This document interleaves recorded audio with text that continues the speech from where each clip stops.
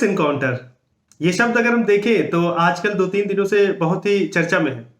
उसकी वजह ये है कि उत्तर प्रदेश में जैसा कि आप जानते हैं कि अतीक के बेटे असद को पुलिस ने मार गिराया है।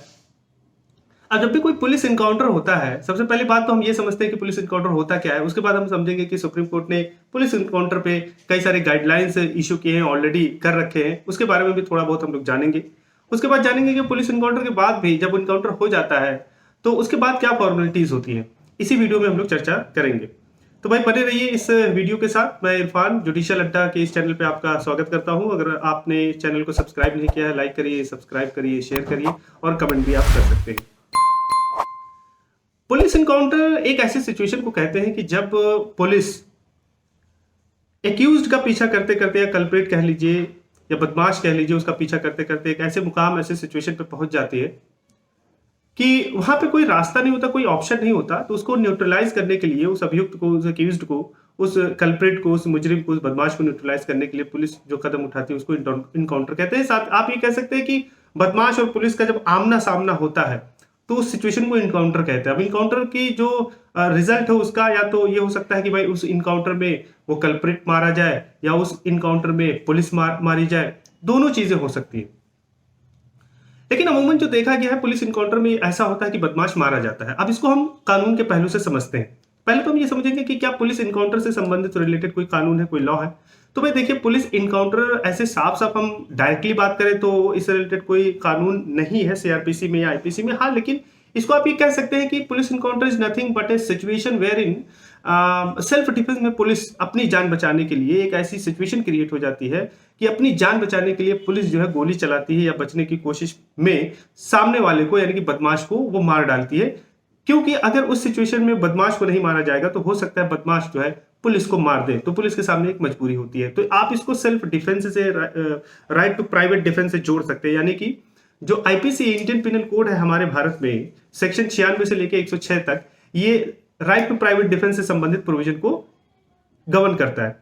अब आप जानते हैं कि राइट टू प्राइवेट डिफेंस का कॉन्सेप्ट क्या होता है कि भाई एक ऐसी सिचुएशन आ गई कि जहां पे आपकी जान पे ही बन जाए बात, यानी कि आप इतना बल आपको प्रयोग करना है। पहले तो ये कहा गया कि भाई इतने बल का प्रयोग करें कि आप वहां से बच जाए बस। लेकिन अगर ऐसी सिचुएशन आ गई कि भाई अगर जब तक मैं इसको नहीं मारूंगा ये मुझे मार देगा, ऐसी सिचुएशन आ जाए तो हाँ, वहां पे छूट देता है आईपीसी आपको, वहां पे सामने वाले को भी आप मार सकते हैं। अगर आपको राइट टू प्राइवेट डिफेंस से संबंधित सारी बातों को समझना है इंडियन पिनल कोड के, तो एक सेपरेट वीडियो हमने बना रखी है।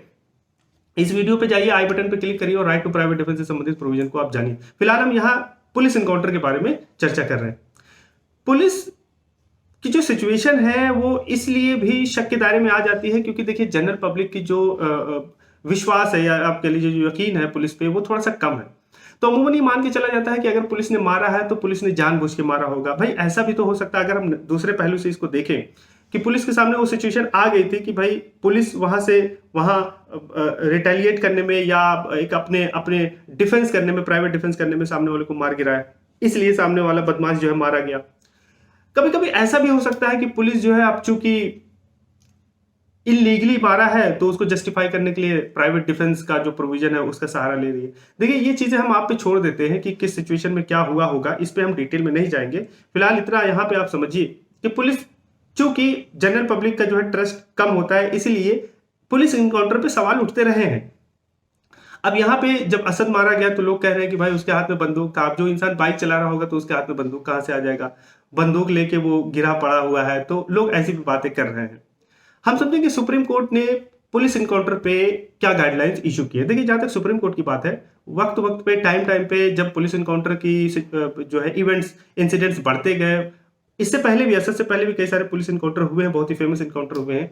तो सुप्रीम कोर्ट ने एक गाइडलाइन जारी किया कि भाई देखिए आप एक्सेसिव फोर्स का इस्तेमाल नहीं करेंगे। अगर आपके पास कोई विकल्प था कि भाई मारने के अलावा कुछ और आप कर सकते थे या उसको जाने दीजिए, बाद में पकड़ लेंगे बदमाश को, आपके सामने एक ऐसी सिचुएशन थी, तब आप वहां पे इनकाउंटर मत करिए या मत मारिए। आपके पास ऐसी सिचुएशन थी कि भाई बदमाश आप ही को मार देगा, आपके पास कोई ऑप्शन नहीं है, नहीं गोली चलाएंगे तो आपकी जान चली जाएगी, यानी कि पुलिस की जान चली जाएगी। तो ऐसी सिचुएशन में आप इनकाउंटर कर सकते हैं, ऐसी सिचुएशन में गोली चला सकते हैं, सामने वाले को मार सकते हैं। कई सारे गाइडलाइंस दिए। उसके बाद ये गाइडलाइन दिया गया कि भाई जब भी कोई पुलिस इनकाउंटर होगा, नेशनल ह्यूमन राइट्स कमीशन वाले जो है इसको इन्वेस्टिगेट करेंगे। कभी कभी सीबीआई भी इन्वेस्टिगेट करती है कि जांचने के लिए कि क्या पुलिस ने जायज सिचुएशन में गोली चलाई थी, क्या पुलिस ने जितने बल का प्रयोग किया वो एक्सेसिव था या नहीं था, वो लीगल था या इलीगल था। यानी कि अगर पुलिस को पाया गया कि भाई अपने पार्ट में वो इलीगल इनकाउंटर किए तो पुलिस पे कार्रवाई होती है, एक्शन लिया जाता है। तो वक्त वक्त पे सुप्रीम कोर्ट इसके ऊपर बोला करती है। अब हम आते हैं कि जब प्राइवेट इनकाउंटर हो जाते हैं, पुलिस इनकाउंटर हो जाते हैं, उसके पास फॉर्मेलिटीज क्या होती है। देखिए इनकाउंटर होने के बाद फॉर्मेलिटीज इतनी सी होती है। देखिए दो सिचुएशन हो सकती है, इनकाउंटर हुए तो या तो बदमाश मर चुका होगा या तो चलो अभी जिंदा हुआ होगा, यानी कि दोनों सिचुएशन में उसको हॉस्पिटल के ले जाया जाएगा, फर्स्ट एड प्रोवाइड किया जाता है। अगर ऐसी सिचुएशन है कि वो बच सकता है, पैर में गोली लगी है, हाथ में गोली लगी है, बचने की उम्मीद है, तो यस उसका अधिकार है।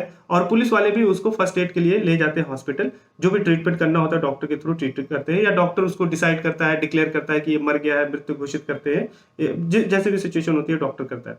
उसके बाद क्या होता है कि इन्वेस्टिगेशन होता है। इन्वेस्टिगेशन इन द सेंस कि वो इनकाउंटर सही था या नहीं था, किस सिचुएशन में गोली चलाई गई, कहाँ पे गोली चलाई गई, ये सब सारी चीजें होती है। अन्वेषण का विषय होता है, इन्वेस्टिगेशन होता है कि पुलिस ने जिसने बल का प्रयोग किया, पुलिस ने मार दिया तो सच में पुलिस के पास कोई ऑप्शन नहीं था, कोई विकल्प नहीं था।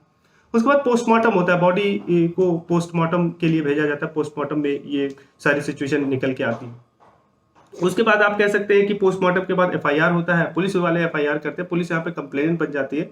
जिन जुरिस्डिक्शन में जहाँ पे भी पुलिस इनकाउंटर हुआ होता है वहाँ की पुलिस ऑफिसर एक एफआईआर लॉन्च करती है, यानी कि वो कि यहाँ पे इनकाउंटर हुआ है, पुलिस वहाँ पे कंप्लेंट बन जाती है और एक्यूज के खिलाफ जो मृत है उसके खिलाफ जो है एफआईआर होके उसके बाद सारी चीजें आगे प्रोसेस होती हैं। एफआईआर होने के बाद आप ये कह सकते हैं कि अगर इन्वेस्टिगेशन में ये निकल के आया कि पुलिस अपने पार्ट पे गलत थी या एक्सेसिव फोर्स का इस्तेमाल किया है, इलीगल फोर्स का इस्तेमाल किया है, तो पुलिस वाले पे एक्शन होता है। अदरवाइज पुलिस के अगेंस्ट में एक्शन नहीं लिया जाता है, अमूमन ये देखा गया। इधर नेशनल ह्यूमन राइट कमीशन भी पुलिस ऑफिसर वाले रिपोर्ट सौंपते हैं कि भाई ये चीज़ें सही थी या नहीं सही थी।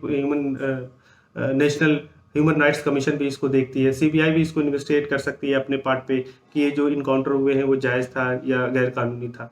तो पुलिस इनकाउंटर अगर हम बात करें तो एक सेंटेंस में ये नहीं बताया जा सकता कि ये सही है या होना भी चाहिए या नहीं होना चाहिए। देखिए डिपेंड करता है सिचुएशन पे कि अगर वहाँ पे प्राइवेट डिफेंस के सारे प्रोविजन फॉलो हो रहे थे, कोई रास्ता नहीं था, पुलिस ऑफिसर के सामने कोई रास्ता नहीं था, उसको सामने वाले को मारना ही एक विकल्प था, तब तो ठीक है।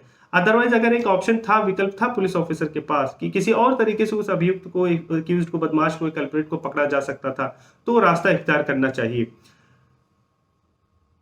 स्टेज जो ये इनकाउंटर जो है लास्ट रिसॉर्ट होता है। सुप्रीम कोर्ट ने भी जो कहा है वही यही कहा है कि लास्ट रिसॉर्ट के तौर पे आप इसको इस्तेमाल करें, लास्ट विकल्प है, यानी कि इसके अलावा कोई आपके पास रास्ता नहीं, वहां पे पुलिस इनकाउंटर कर सकती है, इनकाउंटर का उपयोग करना चाहिए।